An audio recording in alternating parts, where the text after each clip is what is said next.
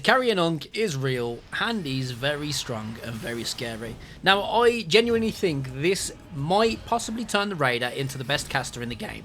The only downfall being is obviously the FP regeneration the Recluse has. And I know that's a bold statement to say that he is a better caster than the Recluse.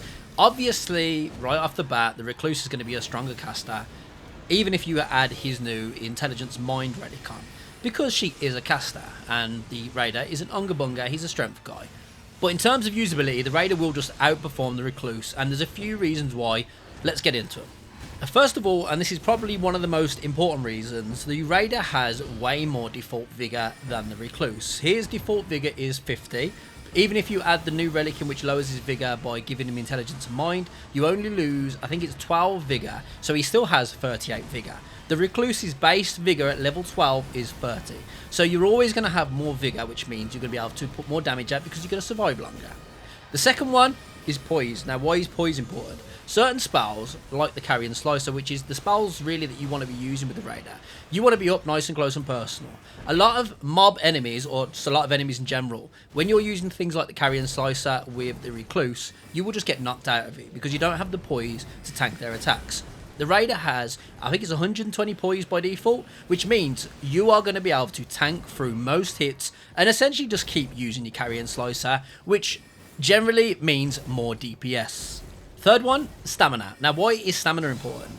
Well, the more you stam, the more you spam, which essentially means you're going to be adding, putting out more DPS. At level 12, the Recluse has 20 endurance. Now, the reason I'm using level 12, just for anyone who doesn't know, level 12 appears to be the hard cap for Nightreign. So like in Elden Ring, you had a hard cap and a soft cap. In Nightreign, level 12 seems to be the hard cap. So any stats that you're getting over level 12 are going to be minimal, basically. So at level 12, the Recluse has base endurance of 20.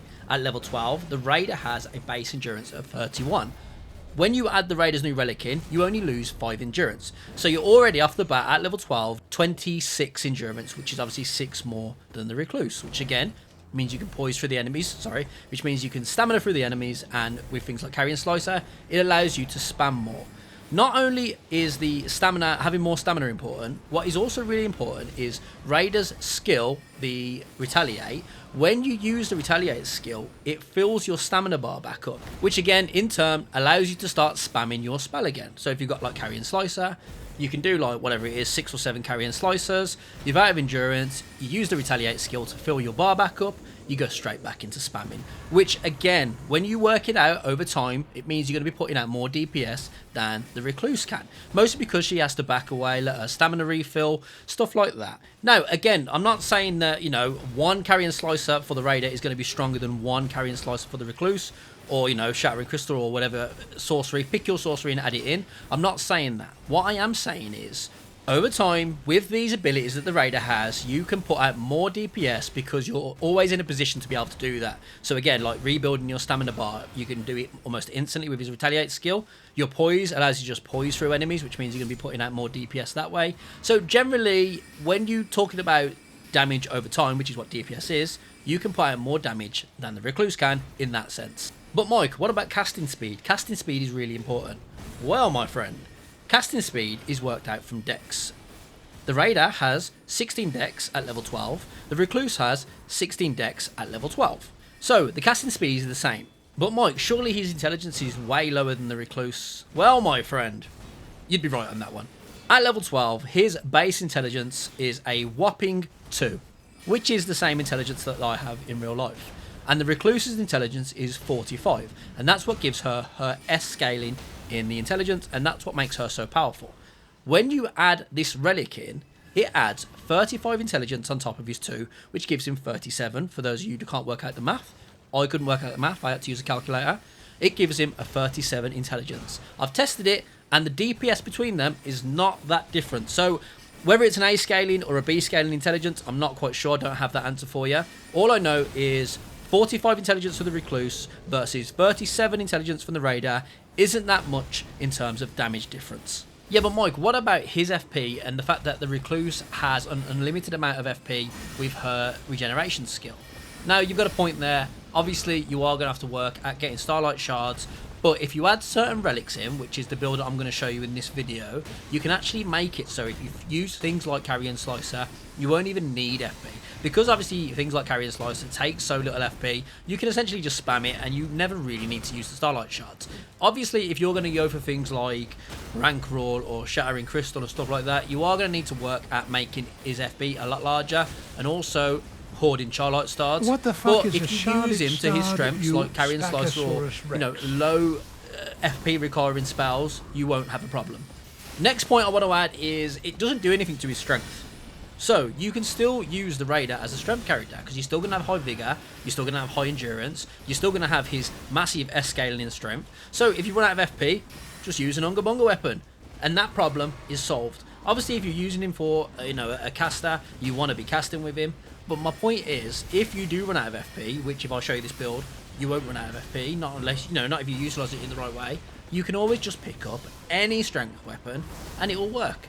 In fact, the only downside to this build is the Recluse has her art that buffs her damage with the 20% when you're causing blood loss, and the fact that the Recluse has the cocktails. Now, the cocktails are really fun in team events because they're easy to use. When you're playing the Deep of Night and you're playing Depth 3 and above, cocktails, they get you into so much trouble and you will lose so many runs, or at least you'll die so many times because you're trying to get a certain cocktail off.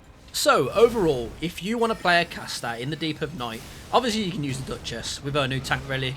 It makes her, in my opinion, probably the best character for the Deep of Night. But if you want to use a really strong caster with high vigor, high endurance, decent FP, then use the Raider in the Deep of Night. Right, I've yapped for long enough. Let me actually go through the relics on the build and explain to you the best way to use them. Right, for the base relics, the only one that's really important is going to be the Nightreign. The relic you get from being the Noster in the Everdark version increases the max FP by 25, which is mediocre, but it's more FP than you had to begin with. The next one is going to be the FP in successive attacks. That does work with Carrion Slicer. I can't remember how many it is you have to do. I think it's like 4 or 5 Carrion Slicers and you get a little bit of FP back. And then the bottom one is max FP increase when opening a Sorcerer's Rise. This increases it by 18% for every Sorcerer's Rise that you open, and obviously that's multiplicative. The other two relics were only really there for extra vigor because extra vigor is always a good thing. Anyone who tells you not is lying. But the Raider skill, the damage taken whilst using the character skill, does actually buff the magic damage. So if you use that skill whilst taking an attack from an enemy, you'll get an extra 10% damage for 20 seconds. Obviously it also boosts your max stamina, and I think that's also for 20 seconds.